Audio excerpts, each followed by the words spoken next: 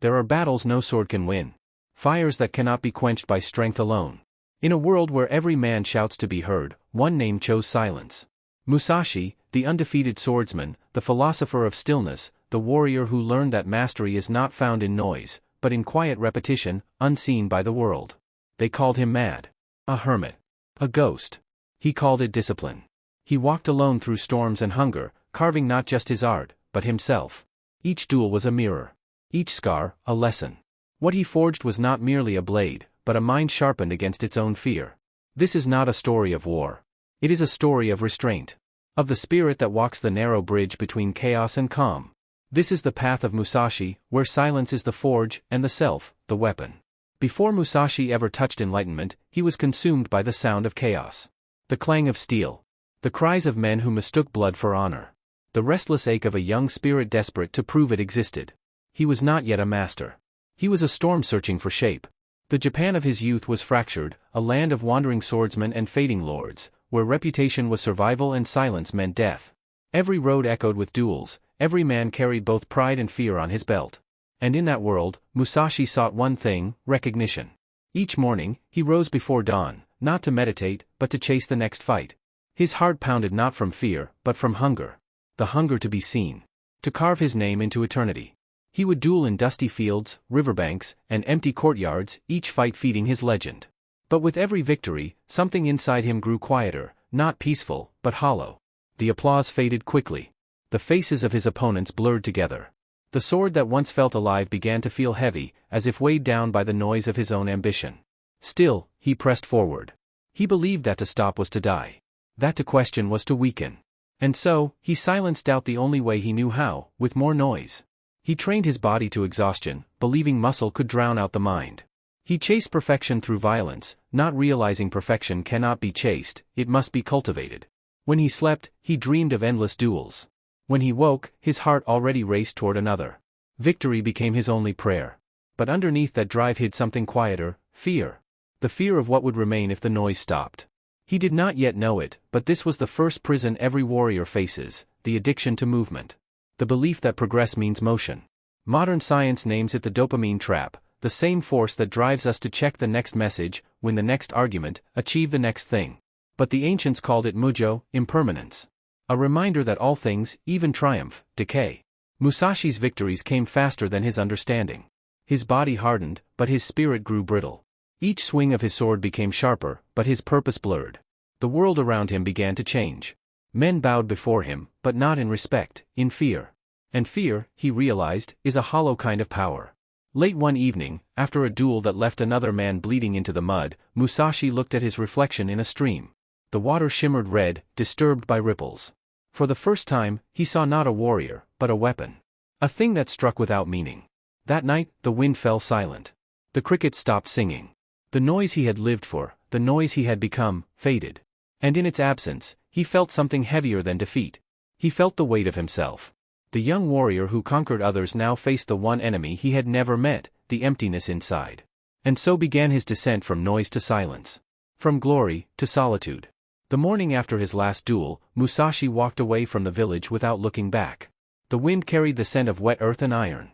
Behind him, the world he had mastered grew smaller with each step. No cheers. No disciples. No audience. Only the faint weight of the sword at his side, and the heavier burden of his thoughts. He climbed into the mountains where no one would follow, where even his own legend would lose its echo. There, amid the raw silence of stone and sky, the noise of his victories finally died. Days passed without words. Nights stretched without dreams. He built a small shelter from branches and stone, crude, silent, sufficient. His fire burned low, his meals were roots and river water. Yet what tormented him was not hunger, but memory. Each sound from the forest, the crack of wood, the rush of wind, reminded him of the duels he once craved. The mind, when deprived of noise, begins to replay its own. And so, alone in the stillness, Musashi met his truest opponent, his past self. At first, he resisted. He trained as before, cutting the air, striking invisible enemies. He treated solitude as punishment, as exile from glory. But exhaustion broke through pride. And in the hush between breaths, something shifted. He began to notice things he had never seen in battle, the way mist gathered on the sword's edge. The rhythm of his own pulse in his hands. The sound of his breath forming small clouds in the morning air. These were not grand discoveries. They were microscopic, human, real. He realized he had spent years mastering the outer world, yet remained a stranger to his inner one. Science would later call this the paradox of achievement. The more one conquers, the less one understands why they are conquering. The ancients simply called it illusion. As the days turned colder, silence began to reveal its strange weight. At first, it pressed upon him, heavy, suffocating. But soon, it began to shape him. Silence was not emptiness. It was a forge. Each hour without distraction was a hammer blow against his ego. Each night without sound was a mirror, showing him what he truly was, a man, stripped of myth. He learned the shape of loneliness, and in that shape, he found reflection. He learned that solitude is not absence, it is refinement. One evening, as the sun sank behind the peaks, he watched his shadow stretch across the stone.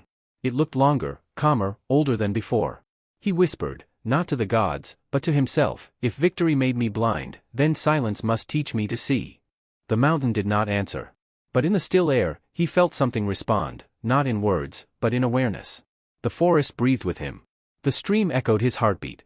For the first time, he was not alone, he was within. That night, he placed his sword on the ground beside him and closed his eyes.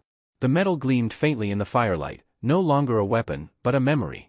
And in the absence of battle, he discovered a new form of struggle, the struggle to stay still. Because silence is not peace. It is confrontation. And in that confrontation, the warrior begins to dissolve. Days began to melt into one another. Dawn was no longer an event, it was a rhythm. The sun rose, the mist thinned, and Musashi moved. He trained not to win, but to remain. Each cut, each breath, each stance was no longer a technique, it was a conversation between body and spirit. At first, it felt meaningless. The silence was heavy, the forest indifferent. He would raise the sword, swing, recover, again and again, until his arms trembled and the world blurred. There was no opponent to impress, no sound of steel meeting steel, no validation waiting at the end of motion. Only repetition. Only the weight of his own discipline. But slowly, something shifted.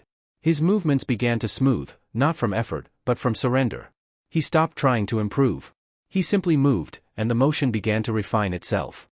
Science would later call this the myelination of mastery, how repetition engraves pathways into the nervous system, transforming practice into instinct. But the ancients understood it more poetically. They called it shugyo, the training that burns away illusion. Every morning, he performed the same sequence: draw, cut, breathe, bow, repeat. By the 1,000th repetition, thought faded. The blade moved before intention, the hand guided itself. In that rhythm, Musashi found something he had never felt before: stillness within motion. He began to see that mastery was not built through passion or aggression, but through patience. That discipline was not fire, it was water, steady, unshakable, eternal. As weeks passed, he marked the passing of time not by days, but by breaths. Each exhale became its own meditation. Each inhale, a return to presence. He started noticing the smallest details, the way dust particles floated in sunlight. The faint creak of wood as his stance shifted. The heartbeat behind every strike. These were no longer distractions, they were teachers. Everything around him had become part of the training. Sometimes, he would pause for hours, sword resting against his knee, eyes fixed on a single leaf trembling in the wind. He began to understand, the leaf was no different than his hand, his blade, or his thought. All followed rhythm. All followed balance. And so, repetition became revelation. Through this devotion without witness, his ego, once loud, desperate, hungry, began to dissolve. The man who once needed the world to see him now needed only the silence to keep him company. Discipline had become prayer. And prayer had become science, the rewiring of the self through presence. Each movement engraved not just skill into his muscles, but meaning into his mind. The sword became more than steel. It became a mirror, reflecting both his imperfection and his progress, his past self and the one forming now. He was not training to be faster. He was training to be empty. And in that emptiness, he found rhythm, a rhythm not of war, but of awareness. One evening, as the orange sun sank behind the mountains, Musashi placed his sword into its sheath and whispered, "When the hand moves, the mind must not." In that moment, he understood, mastery is not control. It is the art of letting go without collapse. Silence can be gentle. But for those who have lived by the sword, silence can also be unbearable. In the stillness of the mountain, when the echo of practice faded and the body grew still, Musashi began to hear something he had long buried, the voice beneath the noise. At first, it was faint. A whisper in the dark corners of his mind. A memory he tried not to remember. Then it grew louder. Faces of men he had defeated began to appear in his dreams, not as enemies, but as reflections. Their eyes no longer burned with rage, but with a question: what did victory give you? He awoke some nights drenched in sweat, gripping his sword as though ghosts surrounded him. But there were no ghosts. Only truth, waiting to be seen. He began to realize, fear does not arrive when danger is near. Fear appears when the heart is unguarded. It was not the fear of death that haunted him. It was the fear of waste, that all the blood he spilled, all the duels he won, all the glory he chased, had been nothing more than noise echoing into emptiness. This is the moment all warriors face, when the battle within outweighs every battle fought without.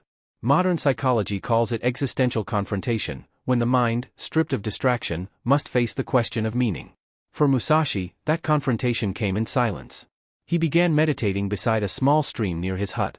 The water, always moving yet never changing, became his teacher.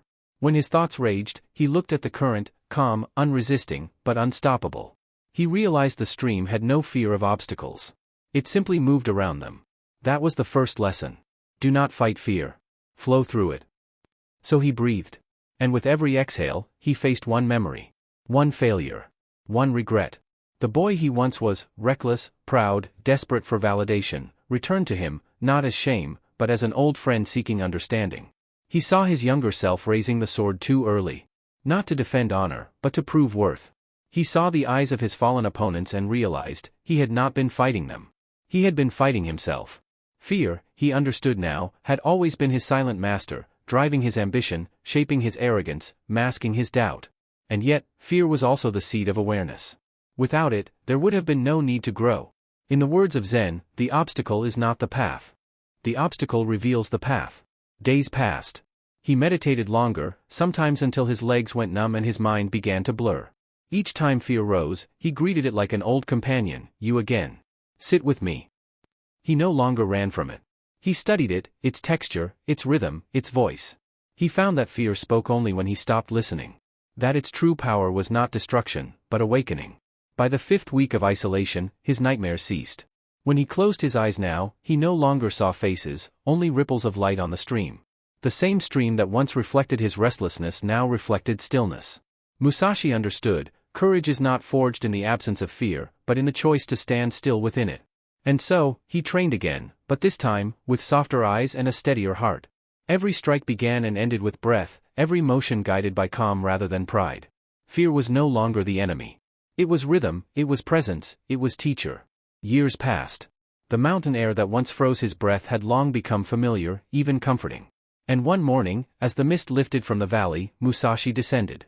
He did not descend as a conqueror returning from exile, but as a man reborn through silence. The villages whispered his name as he passed. Musashi, they said, the undefeated swordsman has returned. But they could not see what had changed. The man they remembered burned with fire, the man who returned carried stillness. He walked with no entourage, no banner, no promise of battle. Only a wooden sword and a gaze so calm it unsettled even the proudest warriors. He had trained for years without audience. He had fought his fears, his hunger, his shadow. And in doing so, he discovered something profound, that the purpose of training is not to sharpen the sword, but to soften the self. So when the first challenger approached, Musashi did not prepare to fight. He simply breathed. The duel began. The opponent lunged forward, fierce and confident. Musashi's feet barely moved. His blade rose, curved, and stopped just short of the man's throat. A single motion, neither violent nor rushed. The crowd erupted in awe. But Musashi only bowed. In that bow lay his entire philosophy: victory means nothing if it divides the spirit. He no longer sought dominance, only dialogue. Every duel, to him now, was a form of communication, a silent exchange between souls. Each opponent was not an enemy, but a teacher reflecting back a hidden flaw. One struck too quickly, revealing impatience. Another hesitated, revealing fear. A third fought with anger, revealing pride. And each time, Musashi saw a fragment of his old self. The world called him invincible. But Musashi knew the truth, that he had simply stopped fighting against what was within. He understood that true strength is not the ability to overpower another man, but the ability to stand before one's own weakness without denial. Science now confirms what Musashi lived, that mastery rewires the mind through repetition and reflection, that neural pathways strengthen not through victory, but through the discipline of awareness. He had reached that state where skill transcends thought, what Zen masters call mushin no shin, the mind without mind. In this state, action arises before intention. Perception flows without distortion. The body moves as the universe moves, without hesitation, without ego. After every duel, Musashi no longer felt triumph, only peace. He would sit beneath the nearest tree, close his eyes, and let the adrenaline fade into stillness. He felt no attachment to outcome, only gratitude for the lesson. One disciple once asked him, "Master, how do you know when you have won?" Musashi smiled. "When I can bow without pride." That was his secret, the final evolution of his discipline. To act without attachment. To master without claiming mastery. Now, when he trained alone at dusk, his sword no longer cut through air, it carved silence itself. Every swing, every step, carried a rhythm beyond sound. A pulse of presence. He had become a reflection of the world he once fought. Unmoved, yet deeply alive. Empty, yet full of meaning. The years had etched lines upon his face, not of sorrow, but of wisdom. The once fiery eyes of Miyamoto Musashi now glowed like embers at dusk, soft, steady, eternal. He sat beneath the open sky, where the wind carried no sound but the rustle of bamboo and the whisper of the past. Before him lay an empty scroll. Beside him, his sword, resting as if in meditation. He no longer wore armor. He no longer sought students, challengers, or recognition. All that remained was presence, distilled through a lifetime of conflict, silence, and awakening. As the final sun of his life sank behind the mountains, Musashi began to write. His hand, once known for its lethal precision, now moved with the patience of a monk tracing eternity. The ink flowed like breath. Each word, a fragment of truth carved from experience. He wrote of timing, rhythm, emptiness, balance, but beneath those words, he wrote of something deeper. He wrote of being. The sword is more than weapon. It is the mirror of the spirit. When the mind is scattered, the blade wavers. When the mind is still, the blade cuts truth. This was not instruction. It was remembrance. The record of a soul that had walked through blood, fire, and silence, and emerged clean. Outside, the cicadas began their slow chant. Each note reminded him of time passing, of seasons he had once ignored while chasing victory. Now, even their fading rhythm felt sacred. He smiled faintly. For the first time, he understood that all along, he had not been mastering combat. He had been mastering attention. To see without judgment. To act without hesitation. To exist without division. That, he realized, was the heart of the path. In modern words, neuroscience might call it the flow state, a perfect harmony between awareness and action, where the prefrontal mind dissolves and movement becomes pure presence. But centuries before science could name it, Musashi had lived it. Each duel, each meditation, each moment of fear and stillness, had been training the mind to disappear. Because true mastery is not about control, it is about release. The sun dipped lower. Shadows stretched long across the tatami floor. The sword beside him caught one final glint of light. He looked at it with deep affection, as one might look at an old friend. That blade had once defined him. Now, it simply was. It no longer represented violence or power. It represented understanding. A reminder that the line between weapon and wisdom is drawn only by the hand that wields it. He paused his writing, gazing at the horizon, the same horizon he had chased all his life, thinking glory waited beyond it. But now he saw, the path was never out there. It was always within. He breathed deeply, slow, grounded, timeless. With every inhale, the world entered him. With every exhale, he disappeared into it. In that rhythm, there was no Musashi, no master, no man, only movement, silence, and light.